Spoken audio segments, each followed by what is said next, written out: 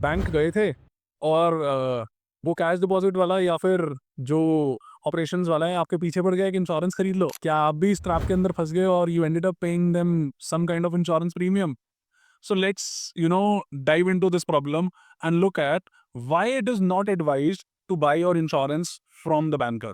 चलिए आइए इस वीडियो के अंदर आज बात करते हैं क्या क्या चैलेंजेस फेस करते हैं जब हम एक इंश्योरेंस को बैंकर के थ्रू बाय कर लेते हैं।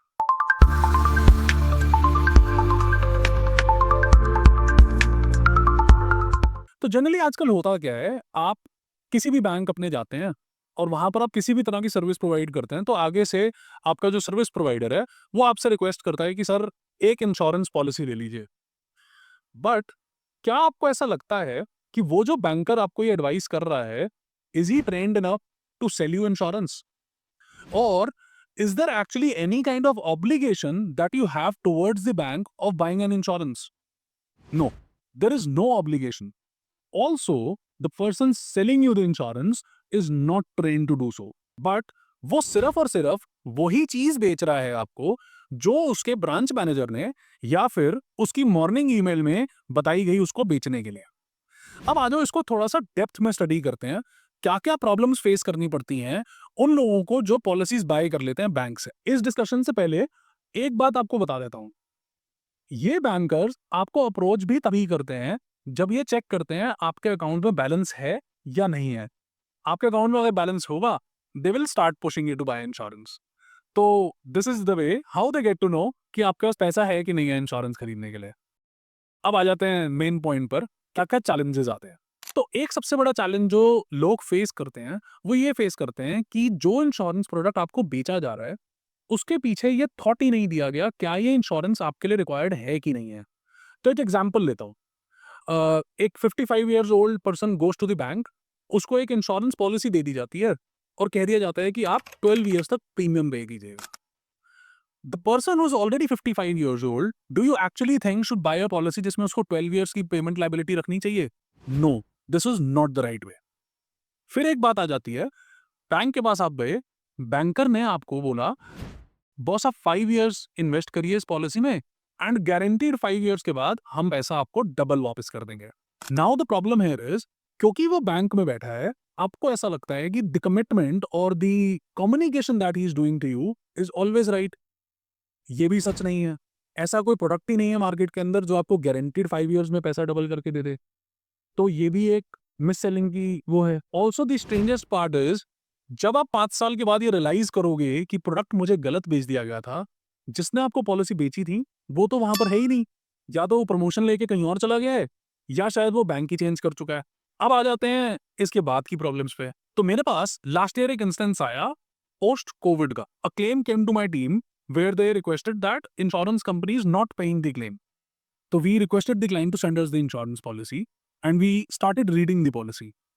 You will be surprised, जो प्रपोजर थे वो तो वही थे जो डिसीज्ड हो गए थे, बट नीचे जब पॉलिसी में हमने चेक करा तो जो इंश्योर्ड थी वो उनकी वाइफ थी। Now there there comes the problem. यहीं पर इशू स्टार्ट हो जाता है बिकॉज वो एक इंश्योरेंस एडवाइजर नहीं है, उसने उस फैमिली को एसेट देने की जगह एक liability they the. Because proposer की डेथ होने के बाद wife becomes the proposer. Now the policy that the client had bought thinking कि ये एसेट होगी मेरी फैमिली के लिए मेरे जाने के बाद, actually has become an liability. और जब हम इसकी डेप्थ में गए कि ये करा क्यों गया, तो वी रियलाइज्ड कि जो प्रपोजर थे वो एक्चुअली इंश्योरेबल नहीं थे because he was unwell. But उनको ये कह करके कि आपकी इंश्योरेंस ली जा रही है, बैंक ने इंश्योरेंस दे दी और नीचे इंश्योर्ड के अंदर उनके नॉमिनी को ही इंश्योर्ड बना दिया। एंड बीइंग अ लेमैन, आपके घर में पॉलिसी डिलीवर हुई, आपने ऊपर नाम चेक करा कि किस नाम से, and you ended up thinking कि दिस पॉलिसी इज राइट। एक तो एग्जांपल मैंने आपको दिया ही अभी। अब आ जाते हैं एक सेकंड बहुत ही हार्ट ब्रेकिंग एग्जांपल के ऊपर। So around 4 years back I was in my clients office and I met someone there. तो डिस्कशन होने लगी कि what was your past experience. I was shocked to listen that he used to own the factory right next to this client's office. And then I asked him what happened all of a sudden that you're no more a factory owner now. So then he told me that around 2 years back, मेरी factory में आग लग गई। and sadly 6 people died in that fire. तो I thought to ask him कि यार insurance नहीं थी क्या? He told me भैया इंश्योरेंस थी and we were buying the insurance from past 10 years from our bank. तो मैंने कहा यार अगर इंश्योरेंस थी तो इशू क्या आया?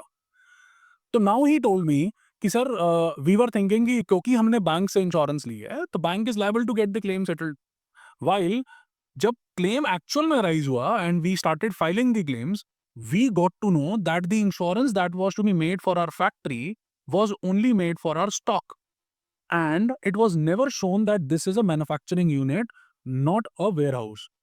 तो क्योंकि उसकी जो लिमिट थी, जो ओडी लिमिट थी क्लाइंट की, वो सिर्फ और सिर्फ स्टॉक पर चल रही थी, वो इंश्योरेंस गलत तरीके से बना दी गई एक वेयरहाउस के नाम पे. And now this client who has been paying the premium from 10 years and thinking कि bank is liable to get this claim settled, bank stopped doing any kind of negotiations with the insurance company.